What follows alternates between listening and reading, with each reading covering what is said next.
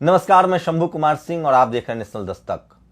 किसानों का आज चक्का जाम है, लेकिन सबसे बड़ी खतरनाक खबर आपके लेकर आया हूं। किसानों की जमीन कब्जाने से भी बड़ी खबर है ये खबर उन लोगों के लिए है जो इस देश के नौजवान हैं। ये खबर उन लोगों के लिए है जो पढ़ा लिखा है इस देश का, जो अपने बच्चे को कुछ बनाना चाहता है। ये खबर उनके लिए है जो SC ST OBC और माइनॉरिटी का। ये खबर उनके लिए है जो जातिवाद के शिकार हैं। ये खबर उनके लिए है जो गरीब घर में पैदा हुए हैं। वो भले जनरल कैटेगरी के हैं, लेकिन गरीब घर में पैदा हुए हैं और उन्होंने पढ़ाई की है, सपना देखा है कुछ बनने का, और दिल्ली और देश के तमाम राज्यों के शहर में जाके वो 18-18 घंटे भूखे प्यासे काम करते हैं। सबसे खतरनाक खबर है, कृषि बिल से भी ज्यादा खतरनाक खबर है ये लैटरल एंट्री।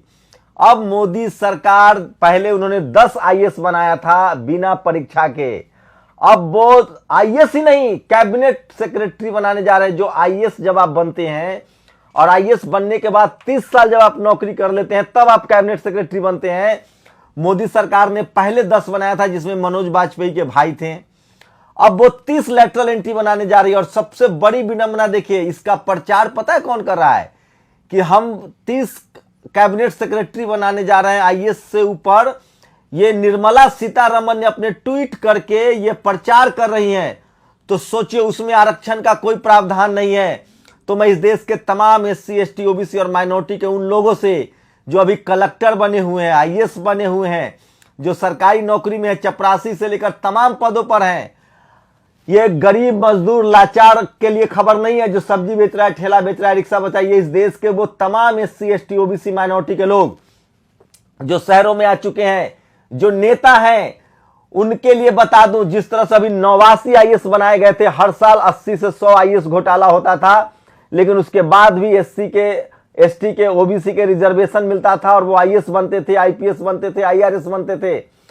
अब सीधे सरकार लैटरल इंटरव्यू के जरिए, अब बताइए इंटरव्यू के जरिए कौन होगा? तो RSS ने अपना एजेंडा साफ कर दिया है। किसानों की जमीन से भी बड़ा घोटाला होने जा रहा है। देश को लगभग कैद कर लिया गया है। बिना परीक्षा के जज बनाए जाते थे सुप्रीम कोर्ट, हाई कोर्ट में। अब कैबिनेट सेक्रेटरी वो शख्स होता है जो इस देश का भाग्य विधाता होता है। वही नियम कानून तय करता है, वही सारी योजनाओं को इंप्लीमेंट करता है। आप समझ लीजिए कि इस देश को RSS ने अपने कब्जे में कर लिया है और कोई बोलने के लिए तैयार नहीं है। तेजस्वी यादव ने ट्वीट किया, अखिलेश का पता नहीं है, मायावती जी का पता नहीं है, उनके लोग। लेकिन जो आम जनता है, सोचिए, आज किसान पिछले 70 से 75 दिन से डटे हुए हैं। वो तो अपनी जमीन बचा लेंगे, लेकिन SC ST OBC माइनॉरिटी तो मजदूर, गरीब, लाचार बना दिया जाएगा।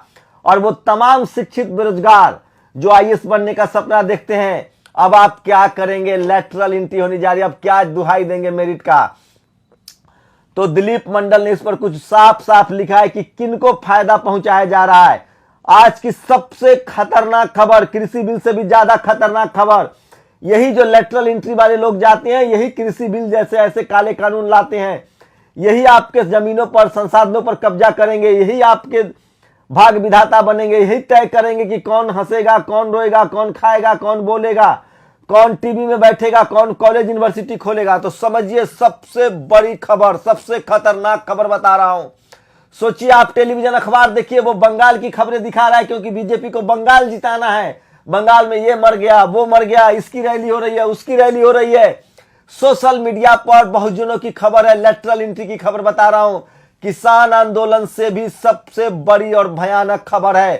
30 कैबिनेट सेक्रेटरी नियुक्त किए जाएंगे। निर्मला सीतारमण इसका प्रचार कर रही हैं।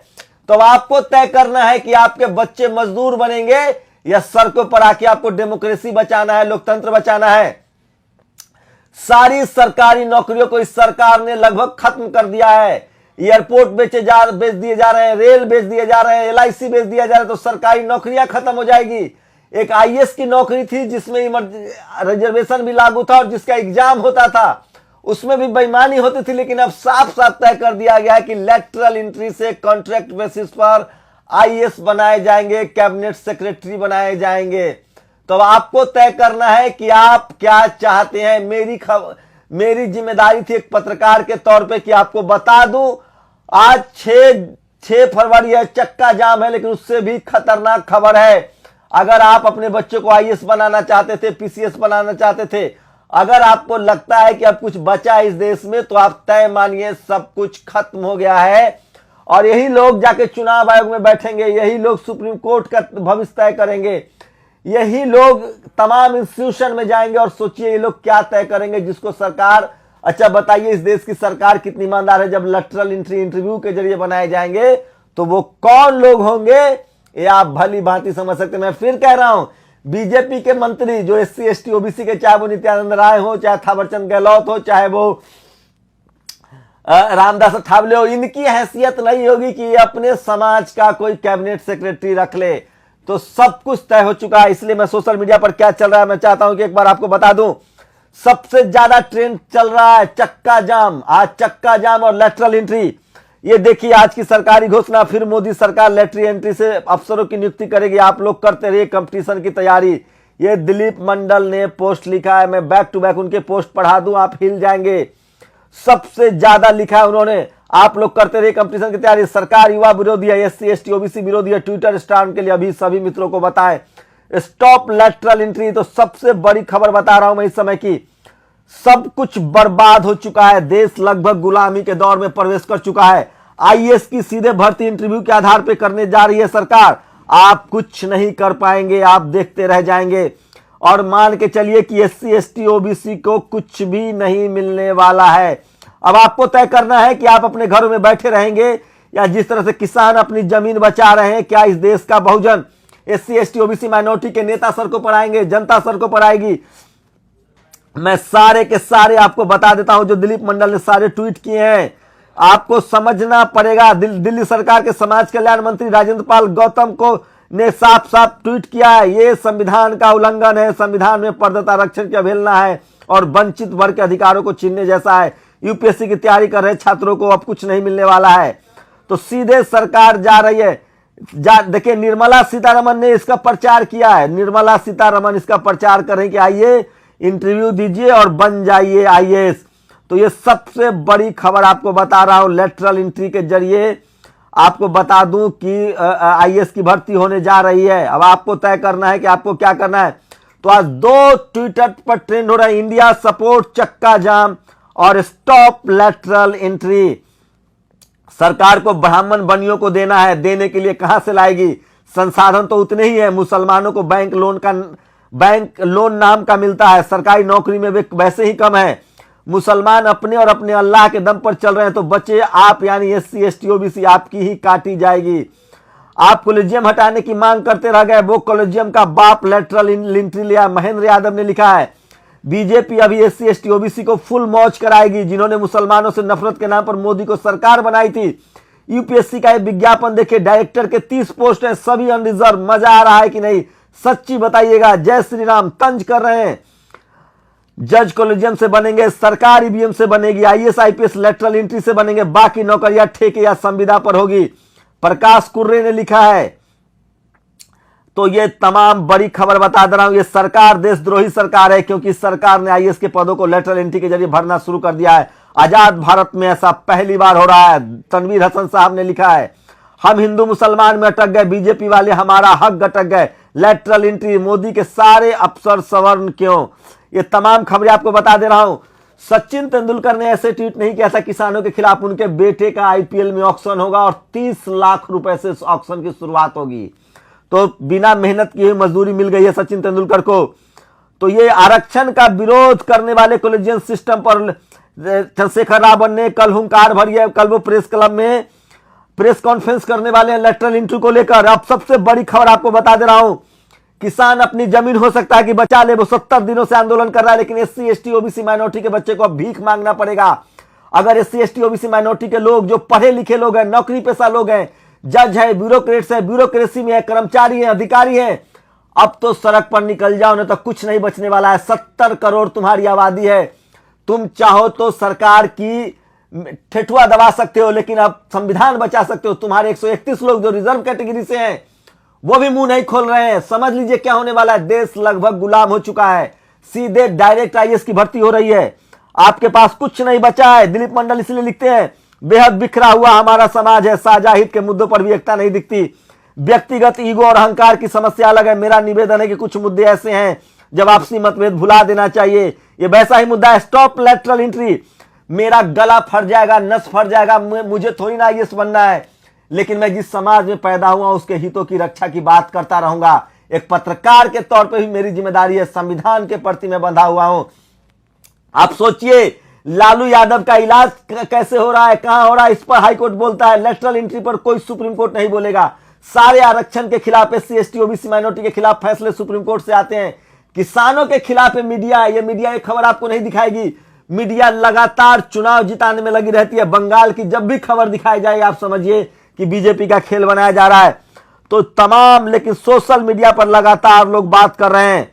और आपको बताओ लेटरल एंट्री की वजह से 200 पद, ये देखिए लेटरल एंट्री की वजह से घट रहे मौके। 2002 के एग्जाम से पहले ही 200 पद में कमी करके निजी क्षेत्र के युवाओं को सीधे आईएएस बनाया जा रहा है। तो सरकार ने आप लोगों को छोड़िए में नहीं बोलता। लेटरल एंट्री, संयुक्त सचिव तथा निदेशक स्तर के पदों के लिए संविदा आधार पर पार्षद, सीधे आईएएस से बड़ी नौकरियां दी जा रही है बिना एग्जाम के, बिना इंटरव्यू के। तो आप लोगों को कोरोना जैसी महामारी के दौर में मोदी सरकार पहले किसान बिल के माध्यम से किसानों का हक छीन लिया और अब लेटरल भर्ती के नाम पर मेहनत करने वाले अभ्यर्थियों का हक छीनने की तैयारी कर रहे। हीलालाल विश्वकर्मा ने लिखा है, आरएसएस आपको इतनी जगह से मार रहा है कि आपको पता भी नहीं चल रहा है कि दवा कहां लगा है। चौतरफा मार, हर तरफ बहुजन हितों पर नया हमला है। पिछले लेटरल एंट्री में सारे अफसर प्राइवेट कंपनियों से आए थे, वे सरकारी कंपनियों का हित पूरा करने के लिए लाए जा रहे हैं। लिस्ट देखिए, अब इसमें आपको कोर्ट से कोई नहीं मिलेगा। ये देखिए, अंबर दुबे, सुजीत कुमार वाजपेयी, दिनेश दयानंद जगदाले,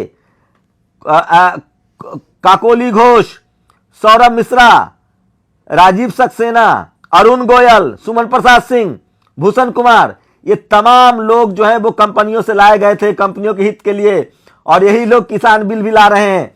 तो आरएसएस की चौतरफा मार, हर तरफ देश की जनता के हितों पर नया हमला। छोटूलाल बसाबा ने, बड़े आदिवासी नेता हैं, फार्मर प्रोटेस्ट के बीच लेटरल एंट्री का विज्ञापन, मतलब अंबानी अडानी अपने अफसरों को सरकार में लगाएगी। तो ये सबसे बड़ी खबर दे रहा हूं आपको, किसान आंदोलन से भी भयानक खबर है। संविधान खत्म हो चुका है, इस देश की तमाम प्रक्रिया खत्म हो चुकी है, देश गुलाम हो चुका है। समझिए, चुनाव आयोग हो, ईडी हो, सीएजी हो, सीबीआई हो, सब जगह ऐसे अधिकारी रखे जाएंगे जिनकी नियुक्ति बिना किसी परीक्षा के, बिना आरक्षण के, बिना डाइवर्सिटी के लिया जा रहा है। तो मोदी सरकार में आरएसएस के इशारे पर सब कुछ अपने लोगों को रखा जा रहा है, जैसे वाइस चांसलर रखे जाते हैं। तो अब मान के चलिए, मैं ऐलान कर रहा हूं कि इस देश की डेमोक्रेसी खत्म हो गई है, संविधान खत्म हो गया है, हम फिर से गुलाम हो गए हैं। आप लोगों को क्या लग रहा है, क्या है? किसानों के बात छोड़ दीजिए, इस देश की 90% आबादी गुलाम हो गई है। सरकार आईएएस की भर्ती कर रही है बिना एग्जाम लिए हुए। आप लोग की क्या प्रतिक्रिया? मैं वादा कर रहा हूं, मेरी जब तक सांसें चलेंगी, जब तक मेरे पास सोशल प्लेटफॉर्म है, मैं आपको आगाह करता रहूंगा।